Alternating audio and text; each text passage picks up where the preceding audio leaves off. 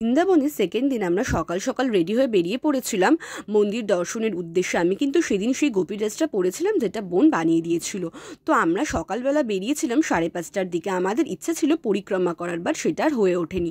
তো আমরা সেই জন্য টোটো ধরে চলে যাচ্ছিলাম বাঁকেবিহারী মন্দিরে। বাঁকেবিহারী মন্দিরের সামনে নেমে আমরা দাঁড়িয়ে পড়েছিলাম লাইনে। লাইন অনেকটাই ছিল, যেহেতু তখনও মন্দিরের গেট খোলেনি। মন্দিরের গেট খোলার টাইম ছিল 8:30, সেই জন্য আমাদের 2 ঘন্টা দাঁড়াতে হয়েছিল। তারপর আমরা মন্দিরের গেট খুলতে আমরা মন্দিরে প্রবেশ করে গেছিলাম। মন্দিরের ভিতরে দেখো কত ভিড়। যেহেতু কার্তিক মাস ছিল, সেই জন্য বৃন্দাবনের সব মন্দিরেই কিন্তু ভালোই ভিড় হচ্ছিল। তো বাঁকেবিহারীজির দর্শন করে আমরা সবাই বাইরে বেরিয়ে পড়েছিলাম। আর বাইরে বেরিয়ে আমরা সবাই হারিয়ে গেছিলাম। তো সেই জন্য এখানে আমি একটা জায়গায় দাঁড়িয়ে সবার জন্য অপেক্ষা করতে করতেই খাবারটা খেয়ে নিয়েছিলাম। খাবারের নামটা আমার মনে নেই, বাট এটা খেতে মোটামুটি ভালোই ছিল।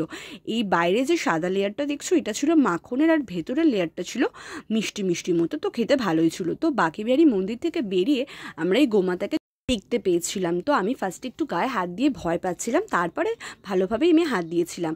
তারপরে এখানে দেখো মাই গোমাতাটাকে ঠাকুরের প্রসাদ দিচ্ছিল। গোমাতাটা কিন্তু প্রসাদ দিলেই খাচ্ছিল, আর কলা টলা দিলে নিতে চাইছিল না, সেটা কেন জানি না। তারপর এখানে দেখো এখানেও কত বাদর ছিল। এখানে বেশিরভাগ সব জায়গাতেই কিন্তু বাদর।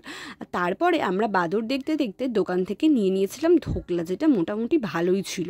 আর এই ধোকলাটার মধ্যে আমরা একটা শুয়োপোকা পেয়েছিলাম, যেটার ভিডিও আর নেওয়া হয়নি। তারপরে এখানে আমরা খেয়ে নিয়েছিলাম লস্যিগুলো মোটামুটি ভালোই ছিল। তারপরে আমরা এই দোকানটা থেকেই লস্যিটা নিয়েছিলাম। তারপরে দেখো আমরা ভিড়ের মধ্যে এই একটা রূপোর জিনিস পেয়েছিলাম, যেটা পাওয়া ভালো না খারাপ সেটা আমরা জানি না। তারপর টোটো ধরে আমরা চলে এসেছিলাম অন্য একটা মন্দিরের উদ্দেশ্যে। সেই মন্দিরটা হচ্ছে ইস্কন মন্দির। ইস্কন মন্দির আমাদের যেতে হয়েছিল টোটো করে। তো টোটো থেকে নেমে আমাদের খানিকটা হাঁটতেও হয়েছিল। তো তারপর আমরা চলে এসেছিলাম ইস্কন মন্দিরে, যেটা ছিল খুবই সুন্দর। বাট এখানে একটা লোকের বিহেভিয়ার ছিল একটু খারাপ, কারণ তারা বলছিল যে বাঙালিদেরকে পাঠিয়েও না, বাঙালিরা এলে অনেক ঝামেলা করে। তো এটা বলার কারণটা কি সেটা আমরা জানি না। তো এখানে এরকম বলেছিল। তো এখানে আমরা লাইন দিয়ে তারপরে মন্দিরের ভিতরে চলে গেছিলাম। আর এখানে সবার হাতে এরকম হরে কৃষ্ণ লেখা বোর্ড দিয়ে 108 বার পরিক্রমা করতে বলা হয়েছিল, তো যেটা আমরা করেছিলাম। তো দেখো মন্দিরের নিচে সবাই ঠাকুর দর্শন করছিল, আর এখানে সবাই হরে কৃষ্ণ বলে পরিক্রমা করছিল। তো আমি আমার পরিক্রমা শেষ করে এখানে একটু ফটো ভিডিও তুলে নিচ্ছিলাম। মন্দির থেকে বেরোনোর সময় আমরা পেয়েছিলাম খিচুড়ি প্রসাদ। তারপরে গাড়ির জন্য আমরা বাইরে দাঁড়িয়েছিলাম। তো বিকেলবেলার দিকে আমরা আবার চলে গেছিলাম প্রেম মন্দিরে। আমাদের হোটেল থেকে কিন্তু প্রেম মন্দিরটা একটু কাছে ছিল। তারপর দেখো এখানে আমি আর বোন ভিডিও করা নিয়ে ঝগড়া লাগিয়ে দিয়েছিলাম, যেহেতু ভিডিওটা আমরা ঠিকমতো করতে পারছিলাম না। তারপর এখানে লাইটিং শোয়ের কাছে এসে আমরা সবাইকে হারিয়ে ফেলেছিলাম। আমরা সারাদিন শুধু সবাইকে হারিয়েই যাচ্ছি। তারপর এখানে দেখো রাধাকৃষ্ণ ঝোলায় ঝুলছিল, এরকম একটা মূর্তি মতো করা ছিল। আর এখানে ছিল যে ভগবান কৃষ্ণ গোবর্ধন পর্ব তুলে রেখেছিল, এই বিষয়টা নিয়ে কারুকার্য করা। তারপরে এখানে আরেকটা পরিক্রমা হচ্ছিল। আমরা বেরোনোর সময় এটা দেখতে পেয়ে আমরা এটার সাথেই পরিক্রমা করছিলাম, যেটা খুবই ভালো লাগছিল। সবাই এখানে হরে কৃষ্ণ নাম নিচ্ছিল, তো সেই জন্য আরও বেশি ভালো লাগছিল। তো আমরা এই পরিক্রমাটা করা শেষ হয়ে গেলে সবাই এখানে দাঁড়িয়ে প্রণাম করছিল।